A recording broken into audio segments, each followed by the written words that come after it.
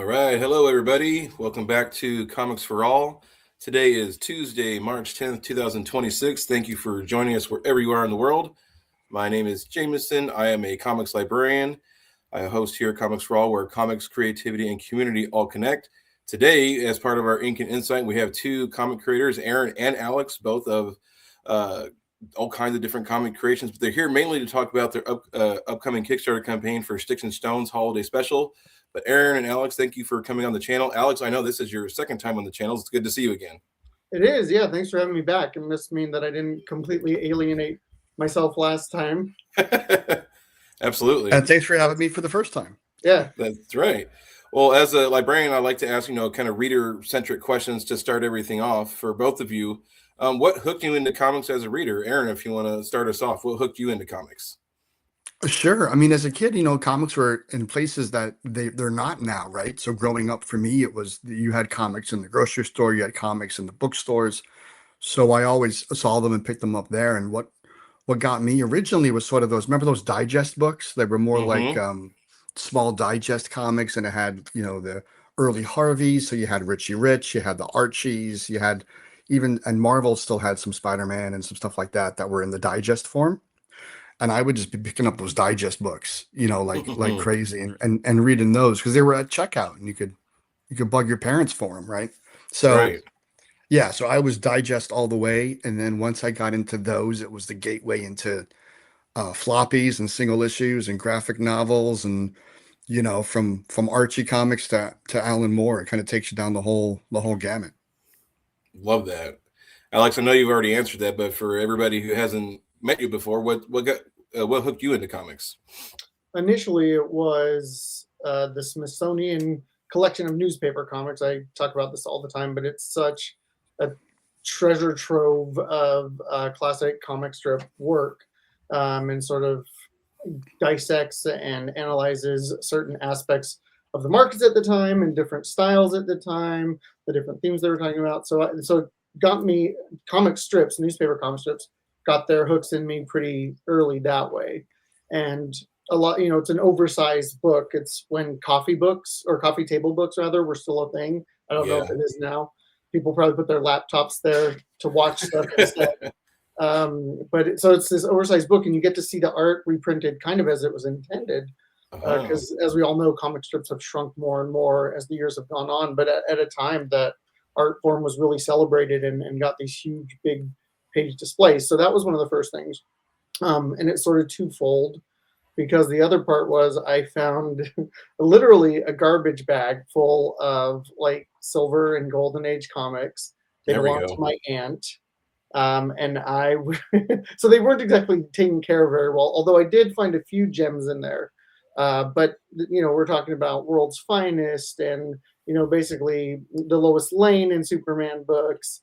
And that was actually my first introduction to Wuthering Heights, because they had like romance books at the time. That was a fairly large market. So I think between those two, and I've loved the Beatles since I was a kid. So I remember finding this issue of Detective Comics where it was sort of a parody of the Beatles, the Paul is Dead hoax. I think it was Batman 221 or something like that. But that one has always stuck with me. And like when it hits you at the right time, it just kind of gets under your skin and never leaves. Love that. And yeah, a lot of Mad magazines too. A lot of Mad magazines in my youth. That was huge, because it was so many different types of art styles and so much different types of comedy and parody and satire that some of it hit and some of it was over your head, right? Yeah. Mad magazine was tremendous for me. Well, Jack Davis and Don Martin are, two guys who have inspired me. I mean, the Rolodex, as it were, the proverbial Rolodex of like mad artists is just, a list of icons essentially at this point. I feel like at the time too, it's underappreciated how accessible Mad Magazine was. You could find it everywhere. Yeah. I mean, like people, it was newspaper stands, gas stations, bookstores. You could find it everywhere you could find it. We got a cool comment from Joey Galvez out there. I know Joey is part of the comics community. If anyone's out there during the chat has comics questions related for Aaron or Alex, put it in the chat and I'll bring it up during the conversation. I also did put the Kickstarter, which we'll talk about here in a few minutes. I put the URL in there so you can check it out before we start talking about it. Cool. But for both of you, I know not everyone has free time as a creator, but if you have had some free time, what is a comic you've read recently-ish that's kind of stuck out to you, indie, major, or both? Yeah. Alex, I started last time. It's on you, buddy. I mean, as a parent who just got our 17-month-old into daycare, I haven't had a ton of time to read it all, unfortunately, lately. I know we had talked about The Pedestrian the last time I was on, which is so good. It still might be my answer as far as what the most recent book I read was, but I have been poring over sort of my old, comic strip collections for some things I've been working on, including Schticks and Stones. So there's like the Sunday comics or Sunday Calvin and Hobbes collection. That might honestly be the most recent thing I've read. There you go. Nothing wrong with that. I guess. Yeah. Yeah, I mean the Calvin and Hobbes stuff is definitely inspiration for a lot of the work I think we're doing on Schticks and Stones. I mean, even the Sunday funnies overall, that vibe, that energy, very much so of those. I've read, recently a book I've loved was Friday. I read all the volumes on Friday with Brubaker and Martin. I read the first two. Fantastic. Yeah, it's just really good storytelling.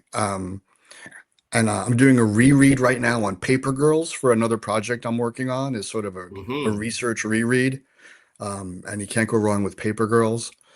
And then the last superhero ones I've read was Tom Taylor and Redondo's Nightwing, which I also really enjoyed. I thought that was just visually fantastic too.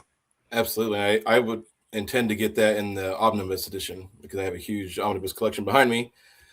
So for the viewers out there who haven't got to meet either of you before, can you tell us how you describe yourselves as what you get to do in the comics world? Aaron, if you want to start us off.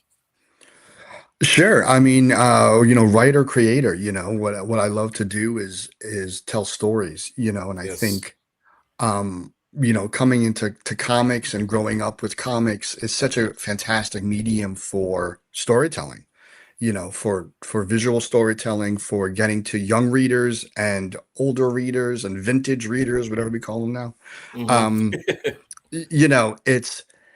It's being able to come in and tell a story that people can relate to and that brings them, I love stories that bring people joy and escapist, especially, with the way things are and the way life is for everyone. It's just, tell a good story, teach something, bring someone some happiness, give a little piece of yourself out there. And that's what I really enjoy out of it. So that's kind of where I am with it. Excellent. Alex, what do you all get to do in the comics world? I get to wear a lot of hats, which is kind of fun. So I've written, writer, creator, cartoonist. I kind of like these. I know that's sort of, in the past sort of thought of as some dirty, furtive word that, is somehow derogatory or is pejorative in some manner. Like that's insulting to call people a cartoonist. But I think that's the best description. I think like Schultz had said something to that effect, where that's kind of the best description of what we do, when we write and we draw. So I tell people I'm a cartoonist, and if they think I draw Garfield, so be it. If they want some follow-ups, I'll be happy to explain. But that's kind of how I talk about it. But I'm also a writer. I've written some articles for some comics outlets online. I've written some of my own books. So I try to interact with the medium in as many ways as possible. It's one of those that's kind of special enough to me where I want to like try my hand at everything. And I won't be good at every facet, but I want to at least try. And that includes maybe editing something at some point. And I'm going way off on a tangent. So yeah, if somebody asked what I was doing right now, I would say writer, artist in comics and children's literature. Excellent. And the campaign for Schticks and Stones is really about holidays. For the two of you, kind of what's the most holiday chaos moment you both had in real life that kind of actually be a scene in the book? It's funny. Should we change the names to protect the innocent, Alex, or like how you want to do that? Sure. You just make them rhyme with the real names. Who knows what family members are watching that we're going to. I don't think any of mine are, so that's probably fine. There we go. All right, Was I you go and was then I I'll kicking go. it off? Well, I won't use names, but just associations. And I don't remember which holiday it was, but it may have been like a birthday. And my brother has always been kind of the black sheep of the family. Mhm. So he was there, and he kind of got it was this very uh, cordial, convivial affair. Everybody's having a good time. And then my sister said something very innocuous to him, and that's all it really took to set him off. And so then suddenly we're in the middle of this scene in this, very celebratory atmosphere that has suddenly turned everybody, it's like the record stop moment in a movie where everybody just Mhm. becomes completely uncomfortable. You can hear a pin drop. And I think at some point he just ended up storming off like he does. But that was, yeah, there were some, my family's pretty good at sowing chaos, I think, at times. Love that. I mean, for me, it's more of like an environmental thing. Is it was less about it was almost like every holiday or every time the family got together. I mean, there was There a was period of chaos. time. Yeah, Oh, well, there was a period of time. Remember when WWF before it was WWE? It was like the most popular thing in the world, and you had like all these amazing characters and wrestlers and on WWF. And my cousin was big into it. And I was and still am, the youngest in the family. So every time I showed up, my cousin was, I'm going to practice all of my WWF wrestling moves on you, on you. And that was like every time my family was like, all right, well, we're going to make dinner. So why don't you go hang out with your cousins? I was like, I knew what was coming. I was going to get either chopped or pile drived, or it was going to be Oh something, man. some sort of new wrestling move that was on. So I think that's definitely going to make it into one of the stories in the future for Sticks and Stones of some sort of wrestling comeuppance. I feel like is in the cards because that's how I have to work this stuff out now. That's all I got That's is to fair. write about it and get it out of the system. therapy's too expensive. That's why we make comics. That's right. So for the Sticks and Stones kind of influences, who are the creators, comics, non-comics, movies, pros who kind of influence these stories and kind of with the real life kind of like we just talked about? I mean, for me, I think the sort of ghost that's always haunting what I do is like Saturday morning cartoons and Looney Tunes. Something that was very formative for me, very young in my life. So it's the exaggerations, it's the line of action that sort of shapes the poses to get as much movement out of it as possible. So that's obviously part of it. Writers like William Goldman are Hmm. always kind of in the back of my mind. Probably Shel Silverstein, Spielberg, Goonies, and we had this luxury as kids in the '80s and early '90s where there's just this cache of really great children's, all ages movies. So Yes. and I think those got into my bones when I was very young as well. So yeah, I think all of those kind of there for me, Aaron. Yeah, definitely. When I was writing this and coming up with the concept, it came out of a lot of my own family, my own experience, and people I grew up with and people I knew. But relying a lot on as a kid, watching it was the family animated shows. It was the Flintstones, it was the Jetsons, right? And Yes. then it was the Simpsons, and then it was Family Guy, right? It's these shows that turn are universal, universal things that families go through, universal moments at holidays or day to day or that adults deal with and these kids deal with and how the families relate to them and that no matter what happens and no matter how crazy it gets, everyone cares about each other and it's always underneath what it is, right? And it comes out also in Sunday funnies that we referenced before, things like Calvin and Hobbes, Yeah. strips like Zitz and even Garfield and stuff like that. Oh It's like yeah. it's all in there. So those type of story influences. I mean, comic wise, early Archies and Harvey Comics and Looney Tunes and Tex Avery and Chuck Jones and Oh, Tex Avery, nice. yeah, all the kind of really fun aspects you can work in, because you can make it as crazy as you want as long as underneath it you have that basis of everybody does actually care about each other and want what's best. Right. Um, so it was telling a universal story, and finding, these holidays and doing it in this manner through Sticks and Stones was how do we tell something that's so specific to our experience, but universal to everybody else's experience. Um, That's a good and way to put that's it. and that's that's sort of how I came to it. Yeah. And you both, I feel like you both lean into character and humor and character. What's harder in terms of the creative side, making readers laugh or making them care about a character? Me, I- you know, I think Alex and I probably agree on this. Making someone laugh is harder.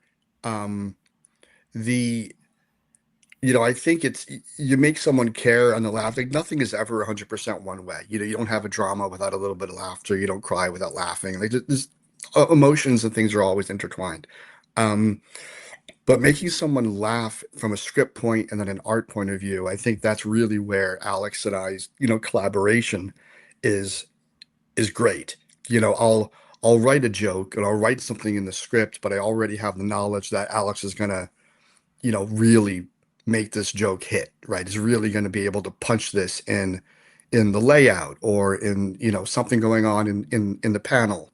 Um, and that really came out of our work together on this book was, seeing this is where the joke lands in the script and then going back and seeing how he executed that, in a way that either I had in mind or even better than what that was.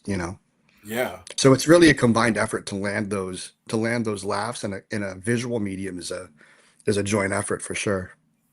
Yeah, making people laugh is always the answer. I think, as humans that, well, creative humans especially, I think tend to be a little more attuned to people's feelings, a little more empathetic.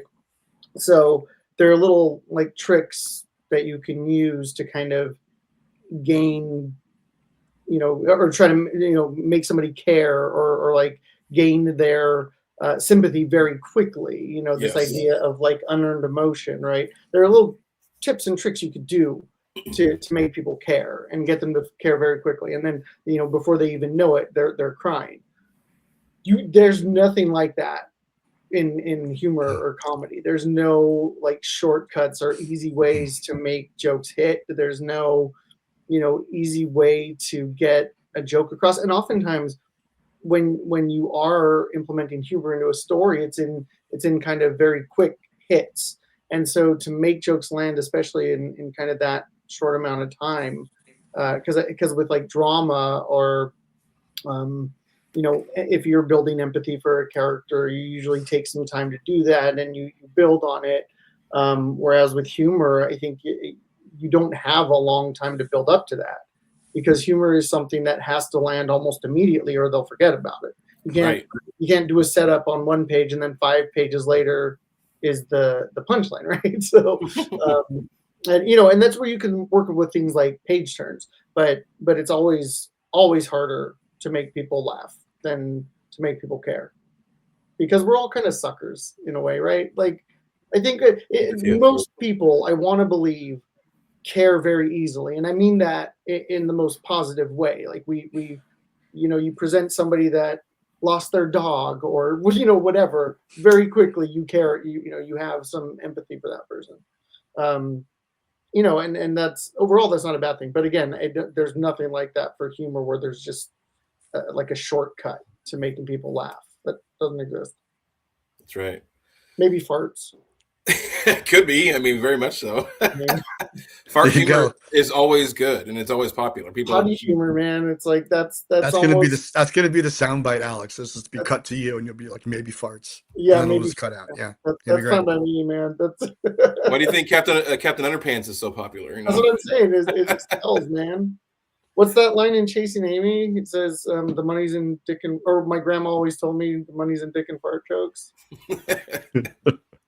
Something to that effect. Now we get to delve in a little bit into you both collaborating on the holiday special for Sticks and Stones. It promises 3 Jewish holidays, 3 madcap mysteries. How did you decide kind of which holidays and what kind of chaos to kind of throw in? And if you can, kind of touch also on the origin of where these stories came from. Sure. It was interesting because I was working on, we did a story for the birth of Schticks and Stones, and the characters and the Feynmans was in the Cloakroom #3, which was a holiday issue. Yes. And I did the Passover story. I wrote that and collaborated with Alex on it, um, as sort of this mystery story where I always thought Passover and these holidays where the families around a table for so long is a great sort of Clue, Agatha Christie sort of setup. Like it's just ripe for this like odd comedy type of thing. I don't know if you're familiar with the movie Murder by Death, but it's one of my favorite movies, and it's kind of like where you have a mystery and it's funny and things are always playing off each other. So that was the catalyst for the Passover story. Was I want to do a mystery story about Passover where the main character thinks he's sort of like a little gangster, and he's trying to like reverse this mystery and solve something for the family, before the Passover dinner's over. Um, and then in working on that with Alex and creating these characters, I think we looked at it and said, well, there's really something here that we love. We really like these characters. We really like this family and what we created for the story. Let's see where else it can go, you know. And that was sort of the birth of Sticks and Stones. So Sticks and Stones is 3 holidays with the same family. So it starts with, Ben, who's the main character. Um, and then you see what happens to him and the mysteries he tries to solve over all 3 holidays. Right. Um, and we and how the family sort of grows and changes throughout because it's all the same characters. Um, and we just love that, those 3 holidays are ripe for mystery, and they're kind of ripe for visual interest, with Passover, Hanukkah, and Purim. You have, all these great visual aspects of Passover and the Passover dinner and the Afikomen. And then with Hanukkah, you have a lot of the story of the Maccabees and the presents and menorahs and dreidels. And Purim is pretty much it's a huge, you have a huge costume aspect to it Jewish where Halloween. everyone's dressed up. It's Jewish Halloween. Yeah. Right. So they're all different aspects of what's the mystery. Passover is you're hiding something. Hanukkah is what am I getting as a present? What are we doing for Hanukkah? And Purim is everyone's hiding in a costume. So it Right. doesn't really get much more of a whodunit environment than those 3. Um, so it's a great way to tell holiday stories that we thought was a little outside the box and a fun way to do it and explore this family. That's right. And actually, a question that I didn't get to put in our list of questions, but tying into that, why is it really important, especially for stories like these, that Jewish representation of that, especially a lot of Jewish holidays or cultural customs that people may not be familiar with? I mean, yeah, I think like anything else right now, that kind of representation is really important. And It is. it's I don't think we have to shy away from the fact that it's a difficult time for the Jewish people right now. And so our whole thing, shout out to Chutzpah too, because they're kind of on the same wavelength, the anthology. Yes. We're trying to share Jewish joy. We're trying to, you know, accentuate the things that tie us together, not the things that separate us, and the things that Absolutely. and I think those are pretty universal to life. The things that make us happy, family and food and cozy mysteries. So yeah, and I wanted to shout out our buddy Tony Wolf too, fantastic cartoonist out of New York, who was the one who introduced Aaron and I Nice. Yes, thank you, Tony. initially on Crime and Passover. Um, so yeah. In the creation of the book, is there a particular moment or a sequence of events where one of you kind of pushed the other out of their own comfort zone in a good way in creating this? Yeah, when we were doing, Crime and Passover, I had kind of just overhauled my style a little bit and my approach. So it was the first time I was, taking a crack at something like this. I mean, I had done Slice of Life, but there was sort of some fantasy element and such as well. So not, if people haven't read it, they shouldn't spoil too much. But there is a scene where in the script it was basically, this map, and it comes to life on a piece of matzah. And so, if it had been a year before that time, if they had, if somebody had sent that my way in 2023, I would have thought, this is great. You need somebody else to draw it.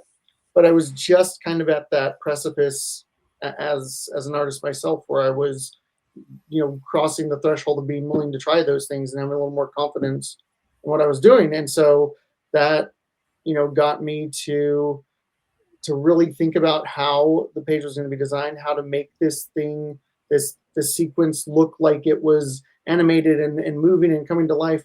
And then the big thing, this is maybe a spoiler, I don't know if anybody cares, but one of the things that I loved that came out of it was the entire panel is a piece of matzah. So for me, I think Aaron and I both kind of said, I don't think this exists anywhere else. I think this is the only panel that's been made out of matzah. So if that's I know, first appearance of the matzah panel.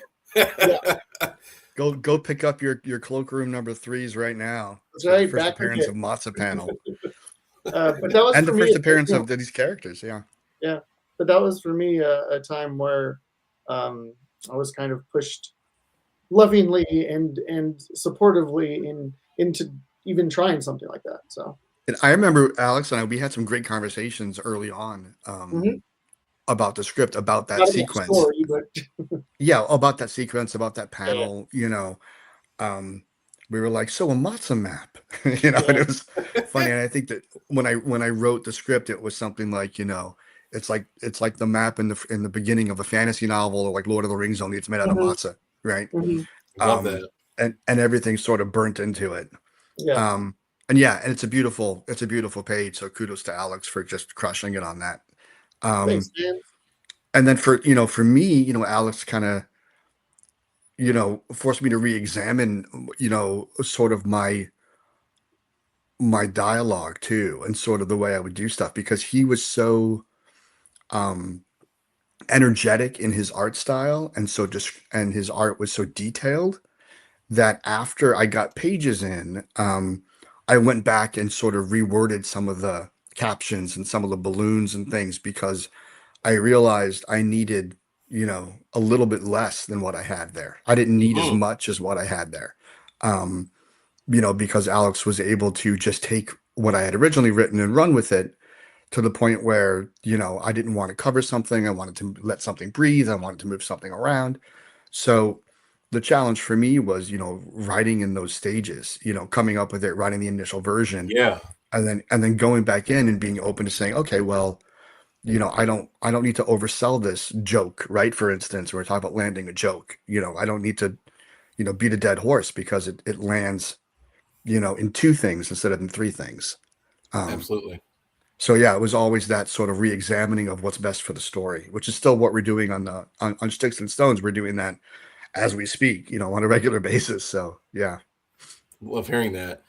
Is there a particular character in the holiday special who surprised either one of you? Someone who started maybe as a side character or kind of a joke and kind of got a bigger role than you initially anticipated? You want me to start? No, I'll go first. Okay. So for me, it was the cousin character of Mark. Ben's kind of the main character. I had him dialed in as this really young sort of Meyer Lansky type, kid who just wants to, show everybody how much he belongs as part of the family, even though he's younger than everybody else. And Mark is sort of his cousin, who's his foil. He's very laid back. And I had originally written him as, more of like a foil cousin, like not a nice guy, kind of deserves a comeuppance. But as I was writing it, what interested me more was Mark was maybe a nice guy, just kind of laid back, just didn't have a care in the world, but was just the opposite of Ben, the opposite of somebody else. And how a lot of times people give other people a hard time just because they're not like them. Oh, I'm pessimistic and you're always smiling and you're always optimistic, or I'm like this and why are they like that? And, I thought that was a more interesting thing for Mark to be like, hey man, I don't care. We're good. Everything's fine. So everything that Ben throws at him, he's kind of like, why is he not taking this the right way? Why is he not taking it, so Mark sort of irritating him. Yeah, he's irritating him by being like nice and too good for this world, you know. Where So yeah, so Mark went from being sort of like this villain, antagonist to Ben, to sort of killing everybody with kindness.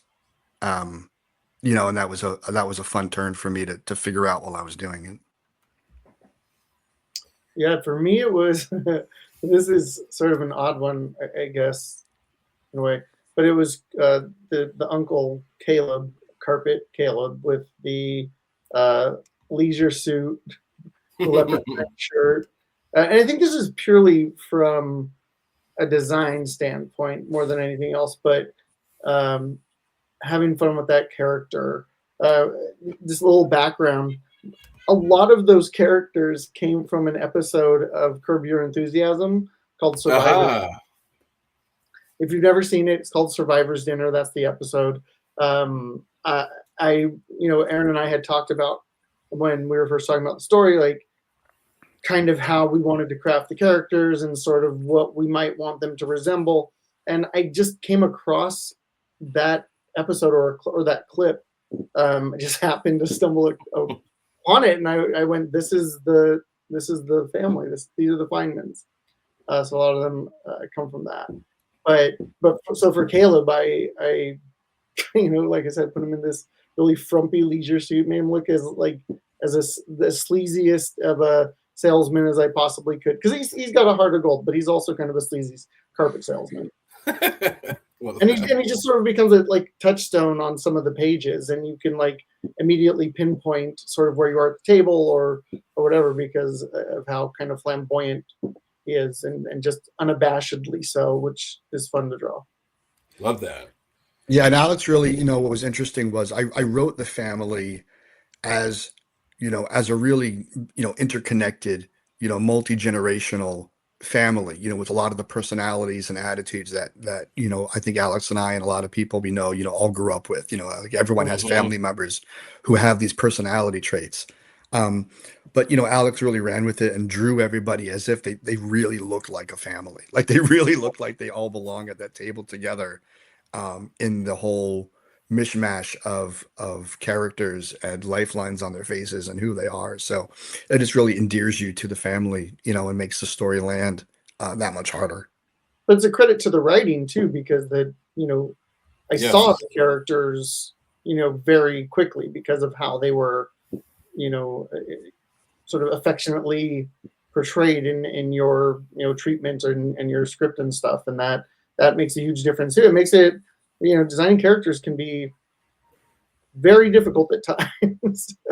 But this was easy, and I think what goes back to what you said as well is these are people that we know to this day, and so we're trying to in a way, I suppose, immortalize people in our lives or moments in our lives, Absolutely. without being incredibly narcissistic about it. But but those are important stories to tell. That's a long-standing tradition, is passing stories down. So I think to some degree, this is how Aaron and I are contributing to that long-standing tradition. Love that. So now we can take a couple minutes to kind of delve into the Kickstarter and the production of the book. For folks new to the idea for Schticks Stones Holiday Special, I'll pull up the URL here in just a minute. Can you give us the elevator pitch for the holiday special and kind of what makes it different from the rest of the comics out there? I feel like it's kind of a unique thing, in my opinion. Yeah, thanks. I appreciate that. I think for Alex and I, it's both, we see, we love the holidays and we both love holiday kind of storytelling, from I love the old animated cartoons that did holiday specials and holiday storytelling. Mhm. And I just think, having a book like this is kind of the book I wanted. You have to sort of write and create the things that you had wanted when you were looking for these things. Yep. And, making a book that's a holiday special that focuses on these Jewish holidays, but is integral and true to culturally who we are and who a lot of people are, but is also universal to families and how families get along and how families don't get along and how families feel like they belong and don't belong. It's really, there's a lot of truth in the storytelling there for these relationships. And it stands out because it's a holiday story that's it's a Jewish holiday story, and there's not much of that out there. No, there isn't. Um, I always picture like if I had something like this, I'd be putting it like inside of another book and then reading it when I'm not supposed to, kind of thing. Um, and I'm happy to provide that, for families. And I wanted to have, you know, families to do something that's all ages that people can enjoy together. Yes. Um, and having it be three holidays that are spaced throughout the year um, was a conscious decision so that it's something that can be revisited, right, multiple times throughout the year and doesn't just pertain to one thing. It's something that can be enjoyed year round. For the record, that entire thing was not the elevator pitch. That's fair. Oh, elevator pitch. Okay, Alex, you do the elevator pitch. I do like a long elevator. Like You mine did the long goes. form I mean, version. hey, Yeah. what you said would get people interested. I'm not saying that. I don't know. What do you think the elevator pitch would be? Something like, you know, 3 Jewish holidays, 3 madcap mysteries, 1 Michigan family. That's what Great, that's what I wrote there. I mean, that works for yeah, me. well, great jumping off point for what is it? People who want to know more about Judaism, but we're too scared Yeah. to ask. There you go. I like the way that. Um, Something like that. do you guys have a tentative date for when this is launching? I don't know if you can We say that yet. do. Yeah, we're going to be launching on what do we 24th. say, the 24th, right? Correcto. So March 24th? Correctamundo. Yes. Awesome. So right around the that's the corner. day we'll be launching. So we're a couple of weeks away now, Yeah. and we're super excited. I think it's going to be a lot of fun to get it out there, and on the page it'll say great jumping on point for non-Jews, right? So it's like everybody Yes. can enjoy the holiday stories together. I sort of make the joke, but not really a joke, that Aaron and I are the poster boys for cultural Judaism. So when you're coming into our world, we're Mel Brooks Jews. This isn't any kind of like pedantic or political kind of thing. This is all Yeah. about the joy and the love, and we're hoping people will give it a chance for that. Absolutely. It's all about what everyone has in common, and I think that's Yes. that's what's really important. Yeah. Celebrating a holiday and being with family, that's really what it is. So this is, elevator pitch, right, Alex? So three Jewish holidays, Purim, Passover, Hanukkah. It's good for all ages. Are there any rewards or variants or anything along those lines that you can talk about in terms of what's going to be available for backers? Yeah, we got some very cool things. Mhm.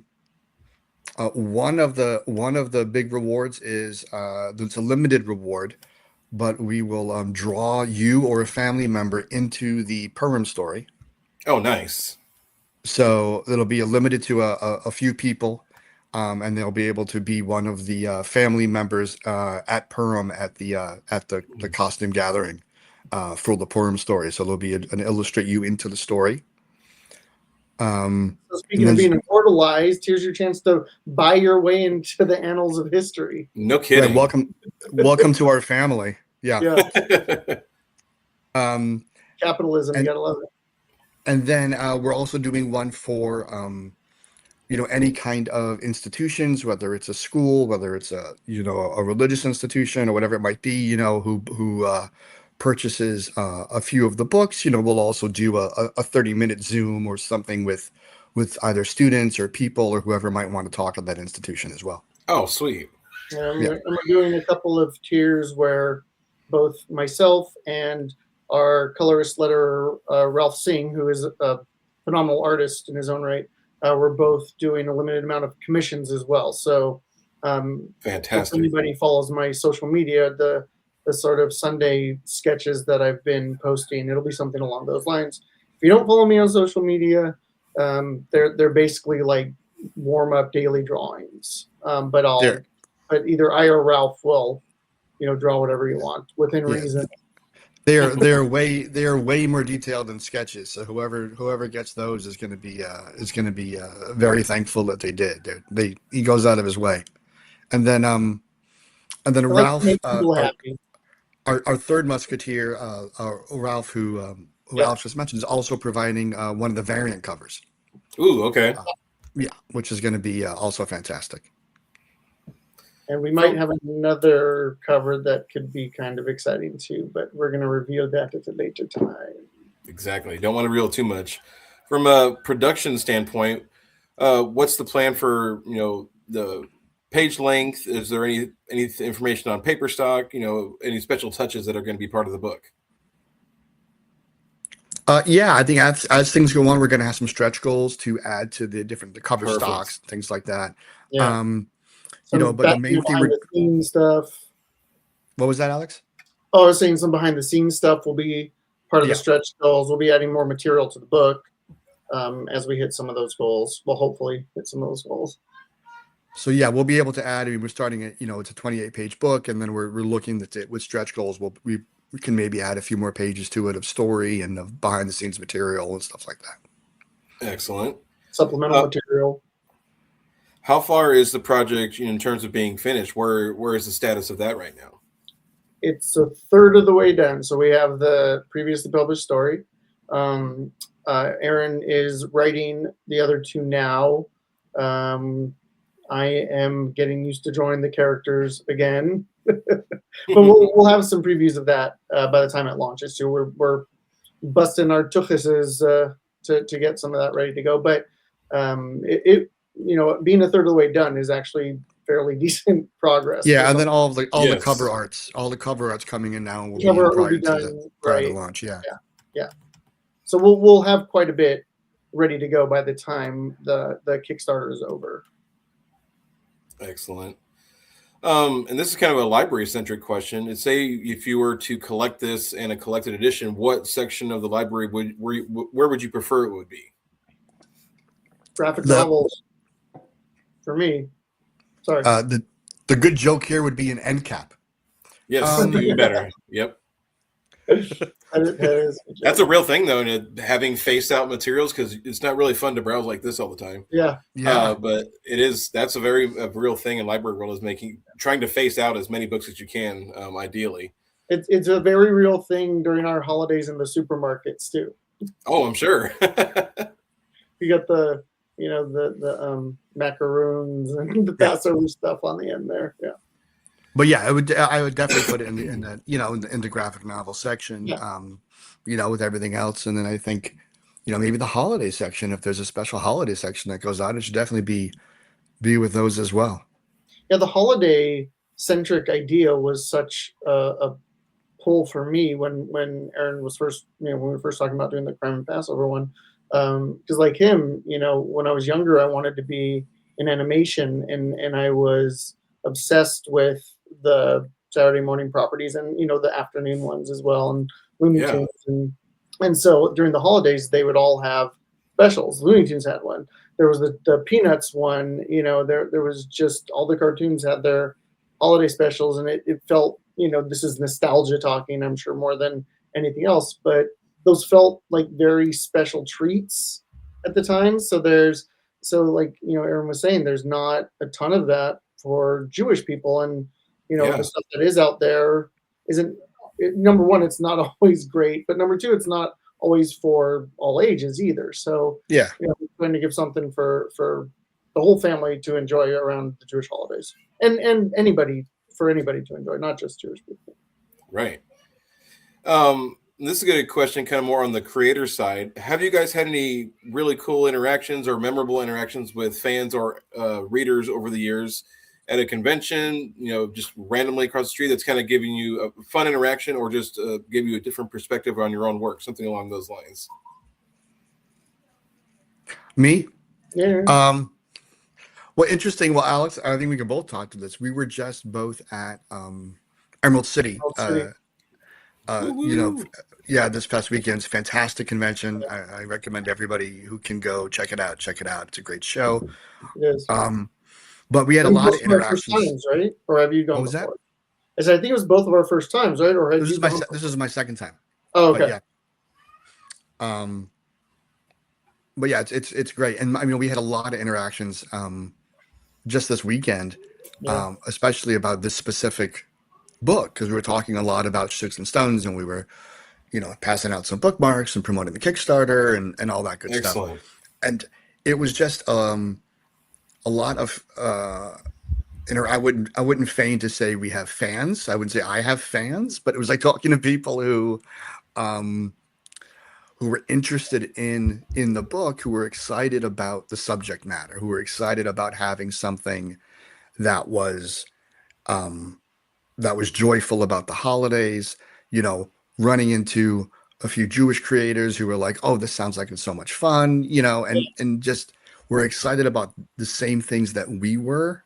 Right. Um, I was gonna and say I we think always do the Jewish that was creators great. because very quickly they would like squeal or be delighted by this idea. So it was a very good, very easy way to get people to tell us that they were Jewish. It is when we handed them the bookmark, and on one side it's art, and on the other side it tells you what it is. So as soon Yeah, as they yeah, turn it over, you see them go, "Oh, yeah." So it's pretty funny. yeah. For either of you, do you have any upcoming convention appearances, additional podcast appearances, store signings, anything along those lines for the next month or two? I mean, we have quite a few podcasts scheduled. I think at this point we're uh, speaking of Joey, he's working with us to help promote. So he's one of the people helping us get on a lot of different podcasts and talking to different outlets. So yeah, well, we should probably post a list somewhere. I just realized that. That's a Maybe great idea. I'll do that on my website. There you Thanks, go. Jason. Yeah, Thanks, Jason. Yeah, You're welcome. making us more yeah, professional, one conversation at a time. Hmm. Um, yeah. Yeah, now, we have a podcast schedule kind of coming up just to sort of get the ball rolling on this Kickstarter and get You have just to. to share our excitement about it and what it is with everyone and get people on board and see what's there. And then what else we got going on, Alex? That was the second part of the question. as Yeah. What if there's things you guys can talk about that's kind of in the works for the rest of 2026? I know you can't talk about everything, but at least what you can talk about. I mean, Aaron and I have a couple of other things going on. We're going to be what is it, the cloakroom again at the end of the year, right? Well, Excellent. we have that one story that you showed a page from that's being printed right now, and that's going to be fulfilled soon for Spelling Bee. Yeah, spelling Oh, well, bee. yeah. Let me pull that up. Yeah. So Spelling Bee was a story, There we another go. story that we collaborated on, With Ralph. and that with Ralph as well. Yeah, Yeah. His colors on Ralph did this are just amazing. He is Ralph did the incredible. coloring and lettering on this. His colors Yeah, are out of it this is world. amazing. And this is a really fun story too. It's very different. It's kind of it's about a teen witch whose parents want her to start making friends, so she enrolls in a spelling bee, thinking it's about casting spells. Uh, and it's Nice. not. And out of her anxiousness, she Spoiler just kind of alert, starts it's offing not. all of her classmates. Spoiler Yeah, alert. yeah. Um, so So it's a super fun story, and Alex heads will got roll. to get out some aggression on it. Uh, And which is I get to try my hand at horror. This is, I mean, obviously it's like horror directed by Mel Blanc, but still it's something that I haven't done before, so it was really fun to try my hand at it. there you go. You're shooting blanks. There you go. In an ideal So scenario, in terms, is this project like a standalone, or do you see kind of like multiple volumes of this occurring, or kind of what's your guys' thoughts on that? See how many people buy it, I suppose, first. Right. That's fair. yeah, I mean, when we No. talked about it, we talked Yeah, about it as an ongoing, and I yeah, think yeah. the idea with the holiday special is it just seemed like a lot of fun to me to introduce a new story and a new series as a holiday special. Because normally the holiday special comes once everyone's established, right? Mhm. Like you establish the characters and like, oh, now it's a holiday. And I just thought it'd be funny to reverse it. What if you meet everybody? The first time you meet all these characters, it's all these holidays. You just put them Yes. right in the pressure We cooker. got some brass matzo balls to try that one. Yeah. So That's a good way to put so it. the first time you're meeting all these characters are, in this holiday special, and then from there, then you get to see in the following issues, how they interact in real life and what their life's like and their day to day, but after you've met them in these intense situations. And so we have that coming up. We have this the spelling bees coming out. We're working on a pitch right now for a graphic novel as well, the two of Oh, us, which is sweet. gonna, which we're super excited about. Yeah. Um, you know, I have a few anthologies I'm going to have stories in coming out this year. I think right now I have a couple of 2 or 3 different ones that are coming out this year. The first one out of the gate is going to be there's a women's sports anthology through Lifeline Comics, which is coming Ooh, out soon, nice. which I'm really excited about. And it looks like a fantastic book, and I have a story in there. Um, so yeah, so just trying to keep busy. Yeah, I'm talking to. I've had the good fortune of working with Paper Cuts and our Hmm. friend Adam They're Wallen. putting out great stuff. Fantastic stuff. And so I have a few conversations going on with them about hopefully some future projects there. So, but I have some like another YA one that my agent and I are sort of putting together. So we'll see. We got some other book ideas going out. Excellent. That's a great tease. I actually have Adam coming on the show here in a couple weeks too, so Yeah, I saw look out that. for that. He's Uh, that's a good dude right there. Yeah, I that's know. I'm really awesome. looking forward. I was able to get a copy of Punk Taco for my library, so I was really excited to get Fantastic. that on the shelf. For both of you, for the viewers out there, where can people find you online and follow along with what you're doing? I'm on Facebook, Instagram, Blueski. I can't say it normally. It sounds like Russian. I have to say Blueski. Right. My website, alexschumacherart.com. I mean, that's pretty much where I am. And I Yeah, post I can be annoyingly. followed on socials. You've posted what? And I said, and I post annoyingly a lot. So you'll, or you can also follow my newsletter, my quarterly news mocker. That's There we go. yeah. Yeah, and that's a Okay. good way to keep on about what's coming up next too in terms of the Kickstarter as well.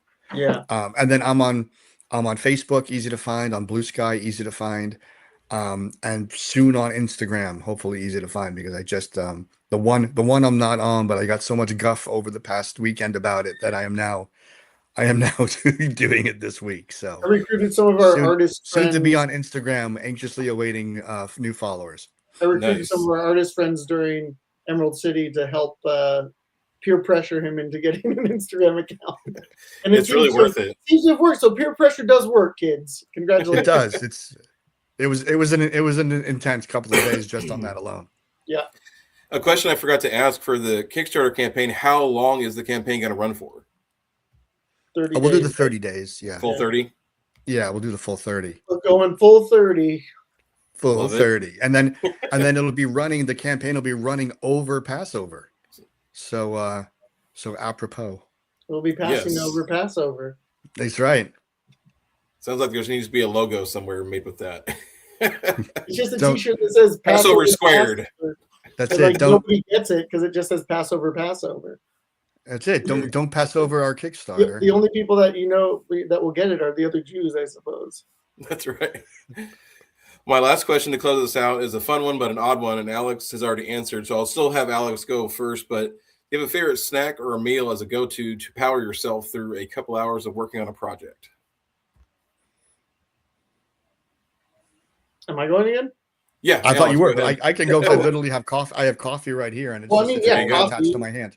Coffee is good, but I think last time too, I said protein bars and like trail mixes are There we go. good. And so I do get I've been trying to get back to being a little healthier, but get the trail mix with the little chocolate chips running throughout for that little extra sugar kick.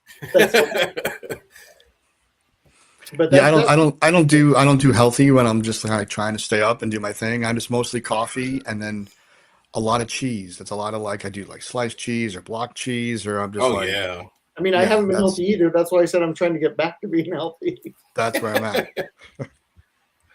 All right, Aaron and Alex, it's been a wonderful conversation. It's the end of our conversation today, but are there any last thoughts you'd like to share with the viewers who we have had viewers the entire time? Any last thoughts you'd like to share before we head out? Mr. Cohen. That's thoughts from me. No, I mean, I just think, Alex and I are both really excited to be able to bring this book out into the world and out to people. I think it's going to be, Absolutely. Yeah. really funny and a lot of fun and accessible. And it just felt like the right time to do it. And so I mean, just we're look at this guy. appreciative of your time, James. And so thanks for having us on. Of course. Yeah, and we want, again, accessibility is our biggest goal too. So the representation is a big part, but we want everybody to be able to enjoy it. And it is going to be, the humor is fairly broad. Like I said, we're Mel Brooks Jews, so we're not trying to exclude people from what we're doing, but we also want to celebrate who we are for people who share or who are part of our community, and look for that representation. That's right. And this has been Comics for All, where comics, creativity, and community all connect. I think Aaron and Alex are both representation of all those things. So everybody out there, thank you for sticking with us throughout this whole time, and we'll see you next time. Take care. Thanks, Jason. Thanks so much.